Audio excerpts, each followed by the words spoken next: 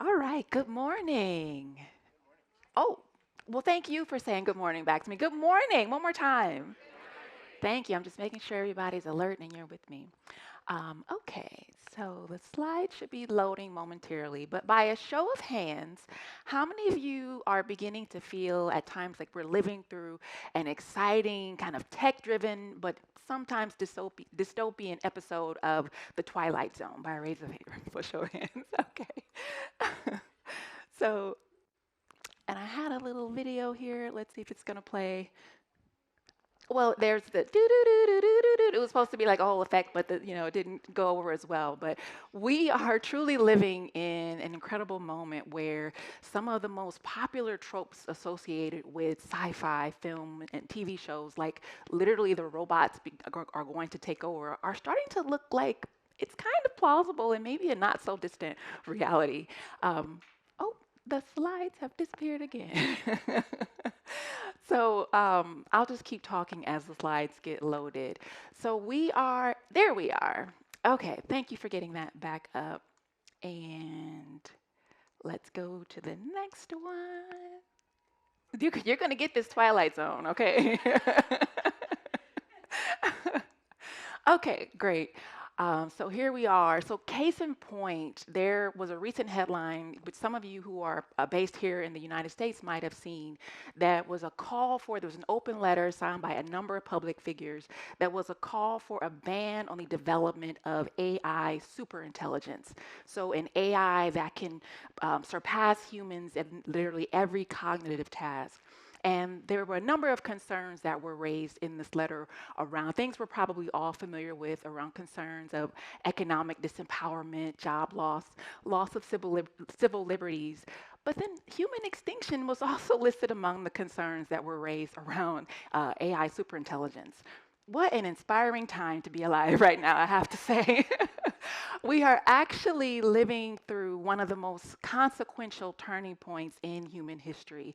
And this is a period that many call the fourth industrial revolution or Industry 4.0.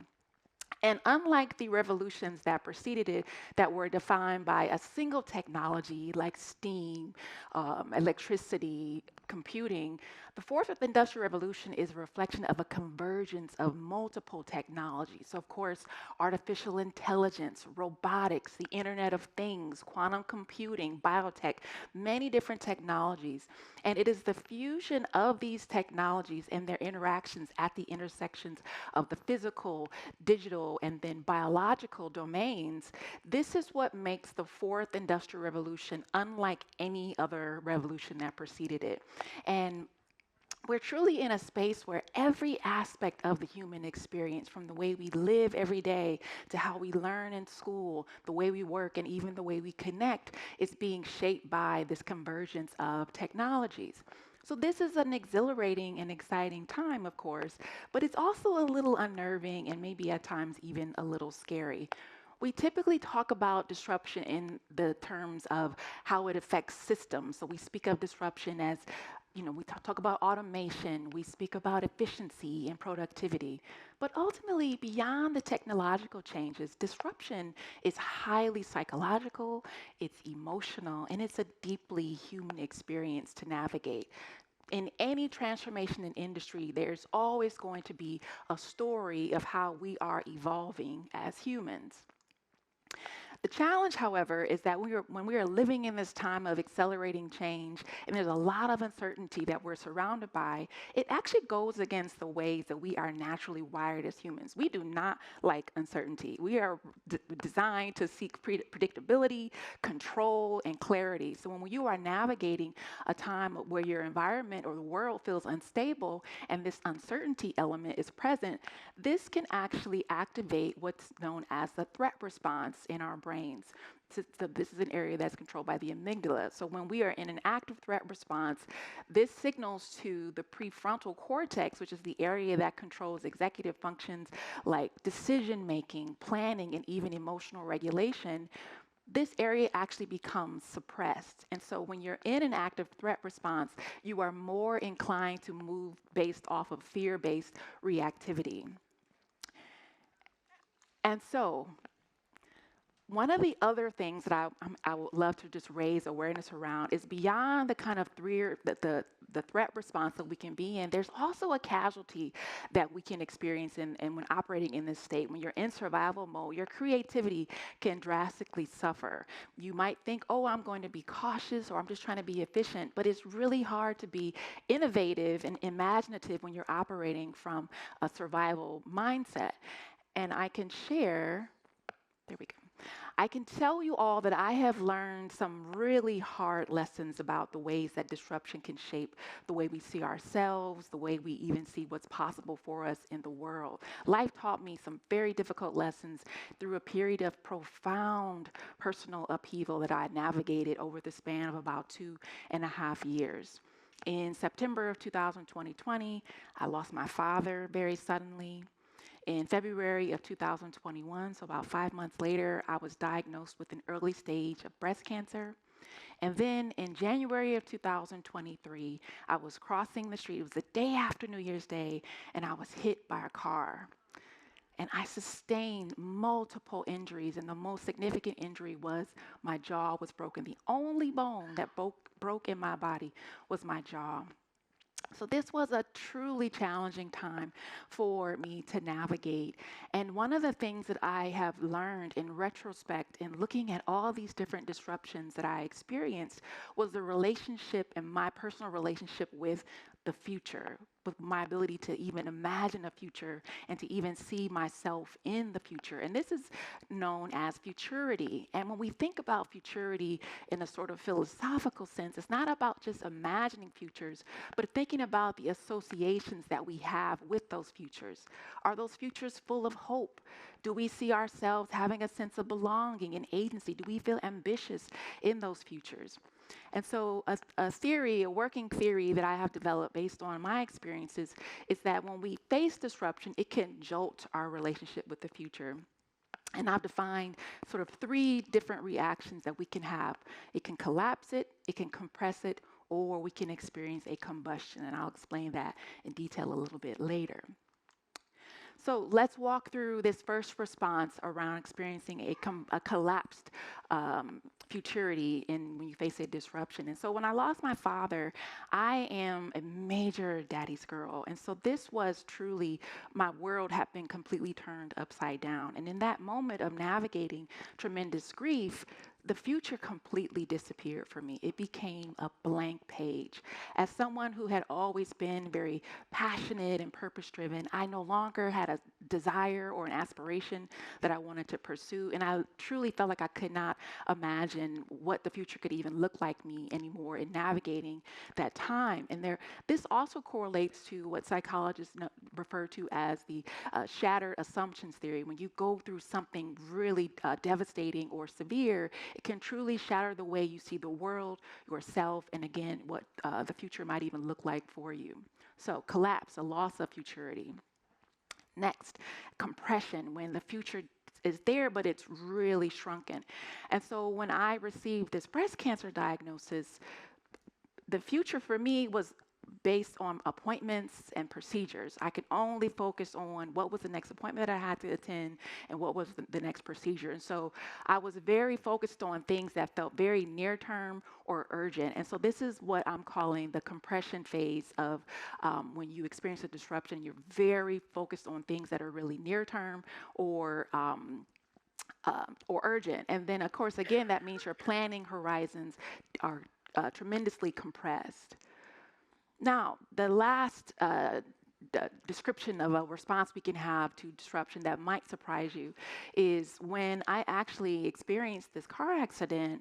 It had a different effect on me in my relationship with the future, because I had been again navigating this already difficult time.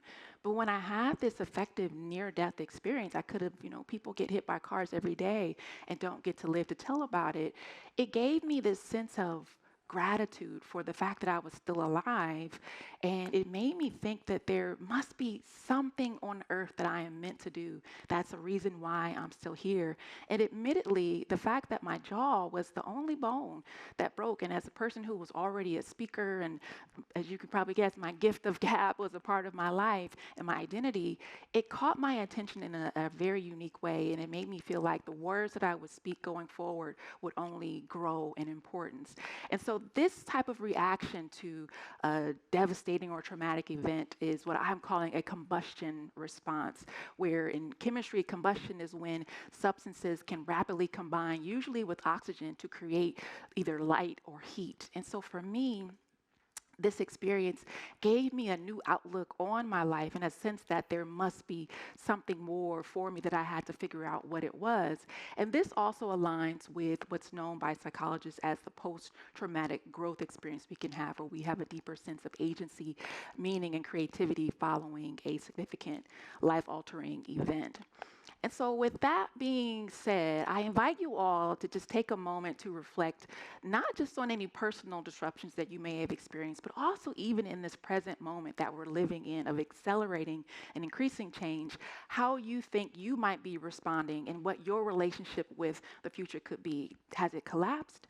Is it compressed? Or are you in a space of renewal, and you're experiencing this combustion? And I invite you to consider this, because the ways that we respond to disruption, it not only determines the things that we create, or in your cases, the questions that you ask to understand the human condition in our experiences, but it also shapes who we become through the process. And so I think it's important to bring awareness to the ways that we are responding to and navigating disruption. And so with that, I would like to take a moment to invite you all to participate in a live poll. I'm going to get my phone to control it. So you can access it via the QR code. It does not collect any personal information, so I encourage you to be honest in your responses. And this is just for us to all take a moment and, again, bring awareness to the relationship that we might currently have with our futures, in terms of how far we can see, and even the associations that we have with those futures. So does everyone have did it start? Okay, so let's see. We should be able to go to a web page to pull up the results. So there we go. Okay, here we go. Excellent. Okay, perfect. So the first question, and thanks to everyone who's already voted. If anybody needed more time to get the QR code, we can go back, but I'm assuming we're all there.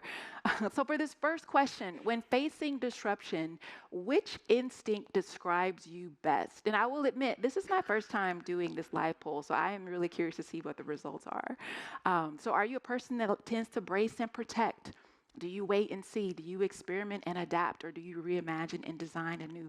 So this is actually really interesting to see that the experiment and adapt was the most popular, and it's actually not entirely surprising to me, given the audience that is before me. So this is great. Let's keep going to the next question. Number 2, so we have just 5 questions. Number 2, how would you describe your sense of the future right now? Does it feel like it's completely collapsed and it's hard to imagine? Or are you in a compressed state? Are you truly only focused on the next quarter or things that feel urgent and near term? Or are you in a space of, again, what I define as combustion, where the future feels open with new possibilities? Now, this is fantastic, because I was sort of expecting kind of compression, combustion. And thank you to the 2 people who are being very honest right now.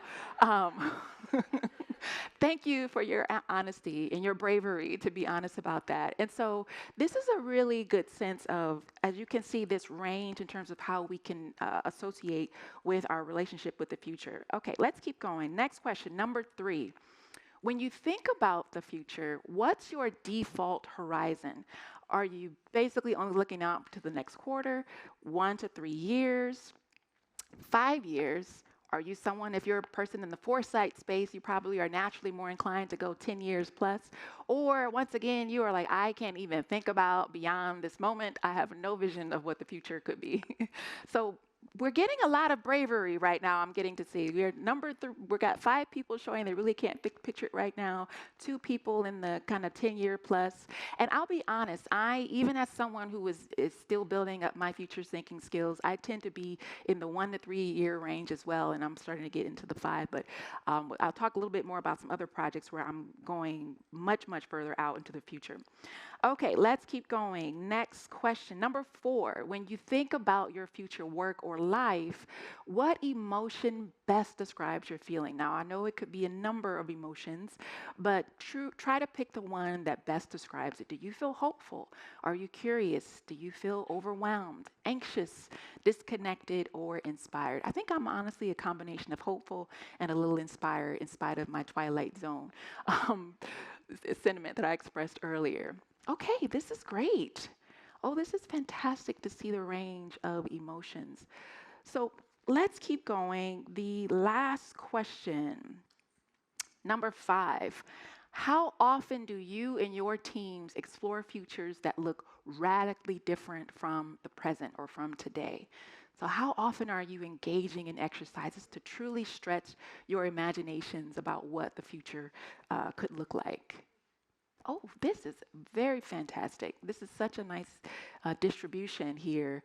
So we have quite a bit of you that do this occasionally, which is probably like a natural default when disruption occurs.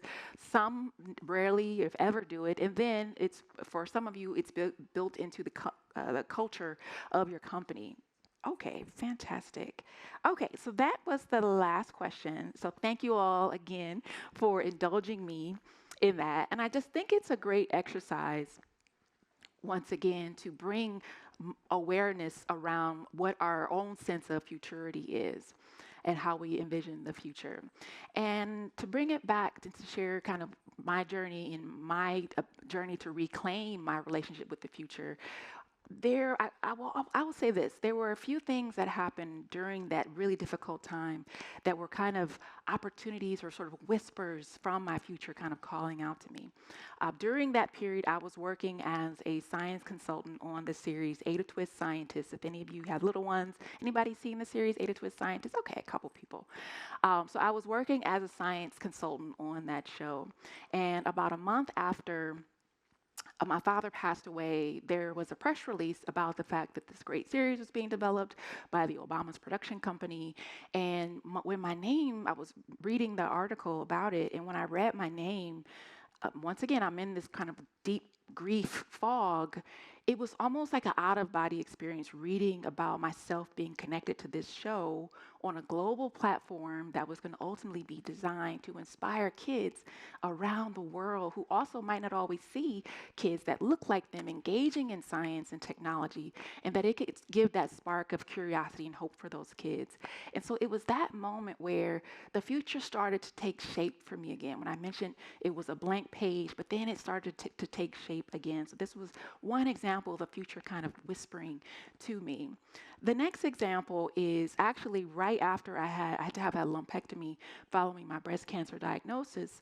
The first script that I reviewed, I was reading it and I saw my name in the script. And I'm like in a little bit of a fog. I'm like, why is my name here? And then it occurred to me they've created a little Knatokie character in the show. And so you could imagine my response. I'm like bawling, crying, right? I'm having this really hard time. And then I see that I have been effectively immortalized in this series as one of the kids who was a friend of the main character, Ada Twist. And so and the character was designed in my childhood likeness, but also with the kind of a little flair from my adult glasses. She's got much more stylish glasses than I had as a kid. They didn't give her my beautiful front teeth that I was really proud of at that point, but they did give her my glasses. So once again, when I read this script and I saw my name, this was again my future kind of calling me forward during a difficult time. Now, at the time, I didn't realize it, but I was engaging in sort of micro examples of futures thinking. And futures thinking is this ability to imagine and then prepare for multiple possible futures. And there's been actually lots of research that shows the benefits of futures thinking that can help us from a kind of a human experience concept. So first, futures thinking has been shown to increase well-being and motivation for the future. Also, there's been studies that show that futures thinking, there was a study recently that showed where people were having conversations with an AI generated version of their future selves, and it was shown to reduce symptoms of anxiety and other negative emotions.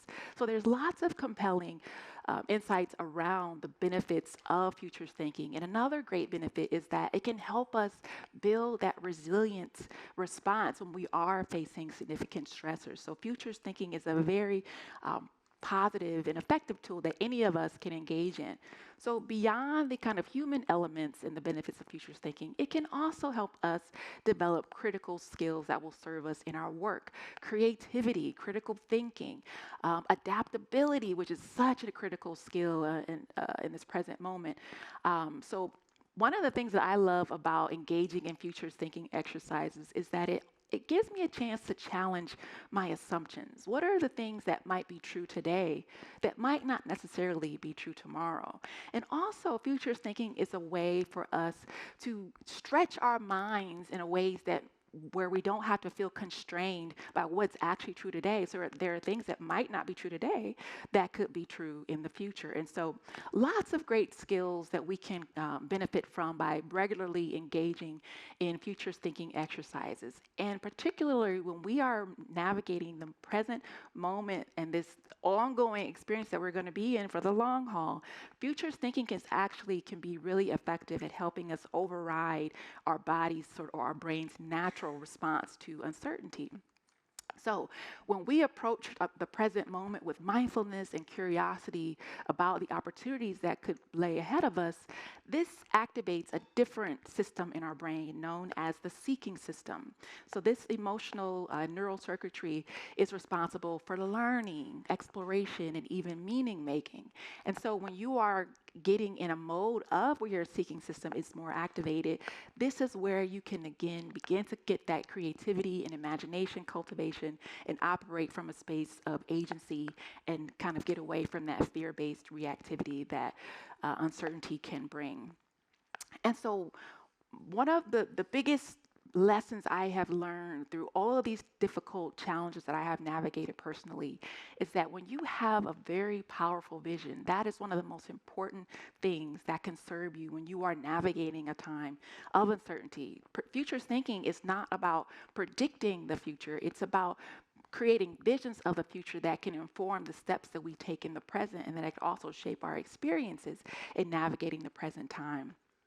I'll share kind of one particular vision that I had during the time following my car accident. So even though it was this combustion moment for me of like there must be purpose in my life, it was still a continuous process I had to engage in to kind of override that fear of like what's going to be wrong with me going forward. And I remember a moment very distinctly. I had to get my jaw wired shut for several weeks.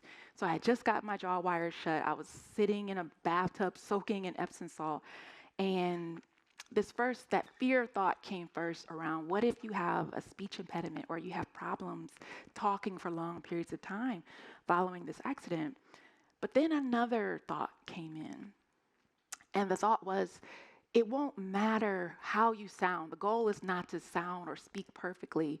It's going to be about the beauty of the words that you will speak ultimately. And when I heard that thought, in many ways, I feel like it was my future self, this version of me today, that was calling out to me in that moment. And I saw it. I saw myself on a stage speaking again, and I saw myself doing something that I love to do the most, which is speak life and try to offer encouragement to people. And it was that vision that helped me continually dig deep and get through all the challenging time that I had in terms of all the recovery that was required. And so based off of my experience, I have developed a framework that I call Futures Alchemy to help anyone, whether you are navigating personal disruption or again in this industry 4.0 period that we're all now in, it to help everyone continually learn how to either reclaim your relationship with the future if it has suffered, or to help you get into active seeking system mode and get out of that default threat response. And so I define Futures Alchemy as this ability to use bold visions of the future to help transform what are challenges today into inspiring new possibilities. And I share this framework not as, of course, just someone speaking it to you, but as someone who is still actively living it. I have these new, in my combustion phase of the new work that has given birth as a result of this time that I've come through. I have two new areas that I'm working on, my Fly Futures brand, and also my sort of nonprofit arm of that work is called Augmented Futures. And ultimately, both of these areas focus on using the power of storytelling to help build futures literacy skills, as well as promote purpose-driven technology fluency. So I'm giving you this in real time, and I'm practicing certainly what I'm about to preach to you.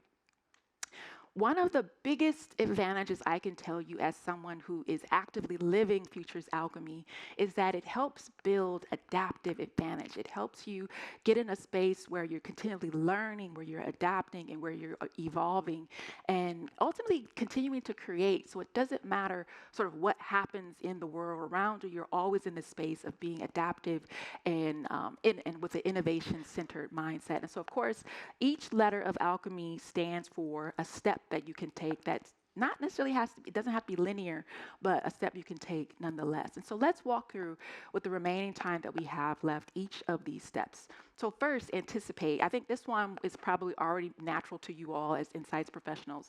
Scanning for signals of not just market changes, but what are the changes that we're experiencing in human behavior? And while you are scanning for those signals, it's also an opportunity to anticipate what are the ways that your own strategies and ways of working might need to adapt in response to these signals that you are sensing that are changing. Next, listen. What's the unspoken emotional data that might exist in your teams or even in yourself? When I say emotional data, I mean, is your team in a space of feeling fatigued? Are you feeling a little resistant to whatever the things that you're trying to adopt and implement? If you think about yourself, and another topic that I often speak on is imposter syndrome, which is where you have this kind of fear of being exposed as a fraud and you don't feel like you deserve to be where you are. And so it's important to bring awareness to, again, sometimes the unspoken data that can exist beneath the surface, because again, this does shape and affect how we actually move and operate in the things that we ultimately create. Now, the other piece beyond the kind of fear, excitement, fatigue, or curiosity. The other thing to listen for when you are looking out at the markets and just observing different patterns in human behavior is what feels exciting to you. I have to say, one question sparked my entire journey in this futures alchemy and futures thinking space. As I mentioned, when the accident happened, I was just in an open space. I didn't know what I wanted to do, but I knew there was something different that anticipates, something different needed to happen. And I was attending a session on STEM education. A lot of my work centers around my passions for STEM education. And a woman by the name of Kara Kunzeman, she's at the Aerospace Corporation here in DC. She posed this question: how do we prepare kids for jobs that don't exist yet? And I was like, whoa, yeah. Talk about a question that sparked my imagination. So that's the other piece. Sometimes it's not necessarily the answers that might inspire you, but it's the questions. And I think that's nascent and natural to you all as insights professionals. So curate is the next letter. Uh-oh. If I can get it to go. There we go. Curate. So after you've listened, now curate. This is where you still might not know exactly what you want to do, but then you start to curate people. Is it people on your team or partners at other organizations? Other insights, you curate ideas. So looking at what are the things that feel like they're kind of getting in this realm of the area that you are getting interested in. So you curate is the next step. And then After you curate, now you hone. Now, the honing step is also very important. This is where you begin to refine what you do, not necessarily just based off of metrics, but around things that resonate with you. And I have to say, sometimes the things that seem like they're the right thing to do might not necessarily be the right thing for you to do. And just as an example, one of the early projects that I was pursuing, I was working with a number of great partners that I had accumulated during my curation step, and we were going to design a week-long camp for kids, and it's like futures thinking. It was going to be great. And as I was working on this, and it was actually Thanksgiving last year, working, burning the midnight oil to get this done. But I had this like sense in my body that was like, girl, no. You are not a kids camp person. There are other people who do that, they do it well, but that is not you, honey. So I had this sense of no. And then I ultimately, just the universe, the way it worked out, the funder that I was talking to, it kind of went away. And so I had to reassess. And what ultimately emerged was to focus on what I have been doing for years, over a decade, is my work in storytelling. So now I'm focusing on creating a visionary fiction podcast. And so hone, again, based off of not just what feels right or what can sound like the right thing to do, but that things that feel like they resonate with your mission, your organization's mission, and your values. Now, this is my favorite step in vision. This is where you take this chance to really stretch your imagination around how this idea that you have honed in on can come to pass. And I always encourage people to utilize speculative storytelling tools to really go far and wide in terms of imagining what this different iterations of these ideas could look like. And I encourage you also to imagine, again, radical reconfigurations, ways that you might not even have considered. And it's ultimately to get into this space of, again, stretching your imagination and bolstering your creativity. And then, of course, a vital step is manifest. Now you have to actually take action. Now, I always encourage people that you don't have to do like a massive full scale rollout to start, right? I encourage small scale pilot experiment implementation to start with. Small but intentional. And actually, there's a lot of research. I don't know if any of you saw, there was a report that came out recently from the MIT Technology Review that was around generative AI and company investments. Did anyone see this? Generative AI, it was something around $40 billion has been invested in generative AI by all these different companies, but only around 5% of those companies are seeing a return on their investments. And one of the things that they identified as a key differentiator was the companies that were more kind of startup nimble in terms of how they were experimenting, but also who were actually using AI that was aligned to the way humans actually work and operate. So start small, but be intentional, but take a step. You have to do something. And then lastly, the last step is yield. This is probably one of the most important steps, to be honest, because we have to get to a space where we don't have tunnel vision about what success can look like. You can have an idea for how you want things to come to pass, but don't be so rigid in that it has to come about in one singular way. And I'm originally a chemist by training, so I often speak in these terms. So when you have a reaction, the yield is the product of that reaction. So when you get to this space where you've assessed all of the efforts that you've taken, all the steps that you've taken, you take stock of what the results have been thus far. Here's where you get a chance to evaluate what's working and maybe what's not aligned anymore, and maybe it's time to let go of wasn't aligned. And it's not necessarily that it's failure, but it's feedback. We have to really shift our relationship. I think this is, Alex made that great point earlier about when you get over being afraid of making a mistake, then it opens you up to more opportunities. So be open to, don't be so rigid in what success can look like and the ways that your ideas can come about, and be ready for iteration and adaptation as new information and new things emerge.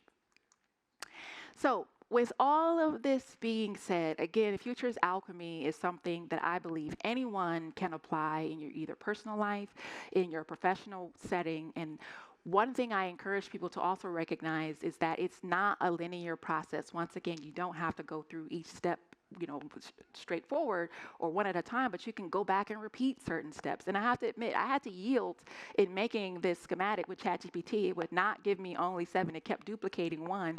And I decided to go with the yield one. I was like, okay, fine, I get it. I need to yield, yield, yield. I'm letting go. So, this is something that I encourage you all as you navigate the rest of ESOMAR, this fantastic conference. Anticipate as you listen to the talks. What are the signals that these talks are giving you? Listen, what's the unspoken emotional data that you can gather from your colleagues here, or data within yourself about how you're feeling navigating this time? And then curate, who are the people that you might not have known before that you can connect with and maybe collaborate with going forward, and then find other ways to apply this framework. So with all of this being said, what do I want to leave you with? Once again, the 4th industrial revolution is here, people. It's here. We're going to be in it for the long haul. We are no longer in a space where transformation of industries takes decades or a century. We're in a space where it can happen within a decade. And so we have to get used to this new mode of being where change is going to be happening continuously and quickly. So while you all are navigating this period of disruption, try to always keep in mind that it doesn't have to be something that you're just surviving, but that you can use this as an opportunity to design anew and to reimagine and even reinvent yourself. Next, futures thinking is this powerful tool that you can use to not only build these critical skills that will be important no matter what happens in the job market, critical thinking, adaptability, creativity, but it's also a great tool that you can use to help, again, override your brain's natural response to uncertainty, which is the threat response. And then lastly, your vision, the visions that you create for the future, is one of the most powerful assets that will serve you in this time. These visions are important, again, not because it can shape the steps that you can take today, but it also can influence how you experience the present time and the moment. And so I just leave you with this. What future or futures, plural, are calling you forward? Take a moment to think about that. What futures are calling you forward? And what steps can you take today to start to bring them just a little bit closer? Thank you so much, and I hope you have a great conference.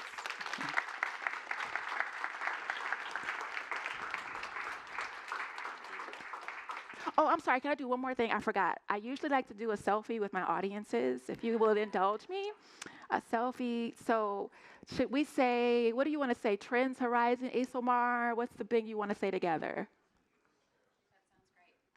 Trends, Horizon, ESOMAR, Trends, Horizon? Okay. We're all in alignment? Okay. On the count of 3, I'm just going to swing the camera this way. We're going to say ESOMAR, Trends, Horizon. All right? On the count of 3. And I'm rolling.